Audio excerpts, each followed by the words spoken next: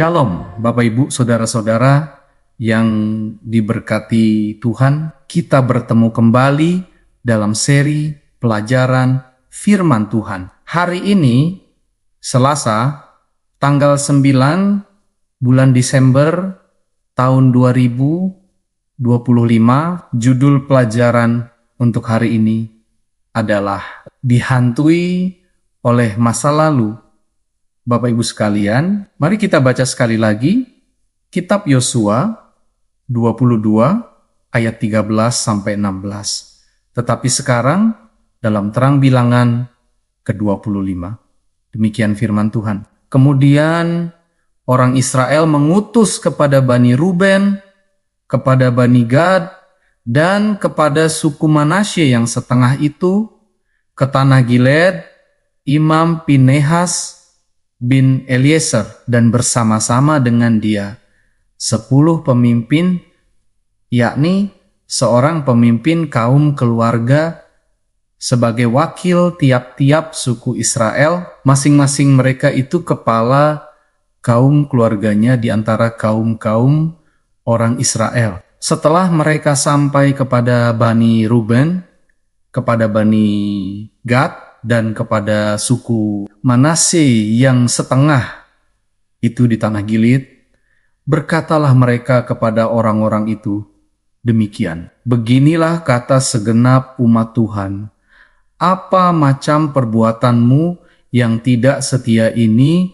terhadap Allah Israel dengan sekarang berbalik daripada Tuhan dan mendirikan mezbah bagimu, dengan demikian memberontak terhadap Tuhan pada hari ini? Pertanyaan bagi kita adalah, mengapa orang Israel memilih Pinehas sebagai kepala delegasi kepada 2,5 suku? Bapak Ibu sekalian, sebelum memberikan kepercayaan penuh pada desas-desus tentang apa yang mungkin dianggap sebagai deklarasi kemerdekaan, 9,5 suku yang 2 kali dilabeli sebagai anak-anak Israel mengirim delegasi untuk memperjelas maksud dan arti dari mazbah tersebut. Delegasi tersebut terdiri dari Pinehas, putra imam besar Eliezer, yang akan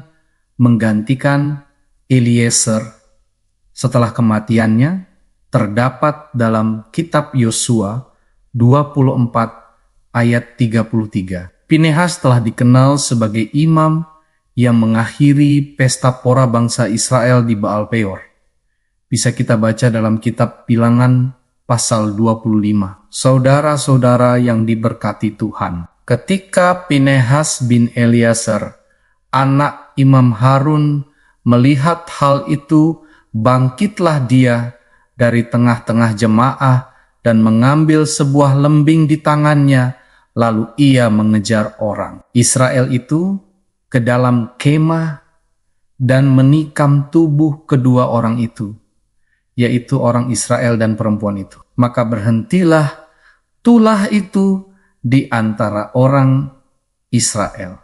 Kitab Bilangan 25 ayat 7 dan 8 New King James Version.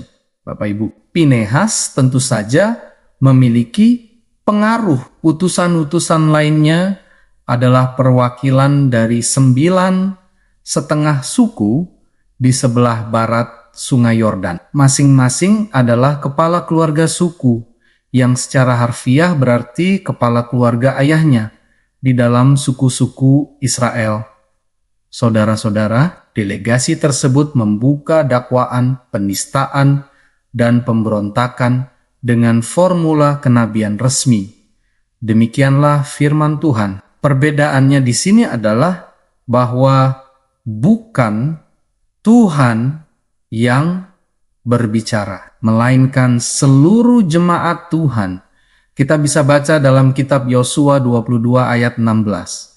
New King James Version, mereka melontarkan tuduhan bahwa Israel telah melakukan pelanggaran, pengkhianatan, dan pemberontakan. Istilah pelanggaran adalah kata Ibrani yang sama yang digunakan untuk menggambarkan dosa. Ahan kitab Yosua 7 ayat 1 dan muncul beberapa kali dalam 5 kitab pertama Musa. Misalnya kitab Imamat 5 ayat 15, lalu kitab Imamat 6 ayat 2, dan kitab Bilangan 5 ayat 6 dan 12. Contoh Ahan dan Baal Peor, Bapak Ibu sekalian, menjadi presiden yang satu karena pengkhianatan dan yang lainnya karena pemberontakan. Mereka juga mengungkapkan ketakutan dari 9,5 suku bahwa tindakan membangun mezbah yang tidak sah akan menyebabkan kemurtadan, penyembahan berhala, dan amoralitas yang akan menimbulkan murka Tuhan atas seluruh bangsa Israel. Kita semua, saudara-saudara, pasti memiliki pengalaman negatif di masa lalu yang akan membentuk cara kita menghadapi kejadian-kejadian serupa di masa depan. Lalu, bagaimanakah kasih karunia Allah dapat membantu kita memastikan bahwa tragedi di masa lalu tidak menentukan cara kita memperlakukan sesama di masa kini? Bapak, Ibu, dan saudara-saudara yang diberkati Tuhan, sampai di sini pelajaran firman Tuhan untuk hari ini. Terima kasih sudah turut belajar bersama-sama dengan kami. Sampai bertemu kembali pada pelajaran-pelajaran berikutnya. Tuhan memberkati kita semuanya. Amin. Amin.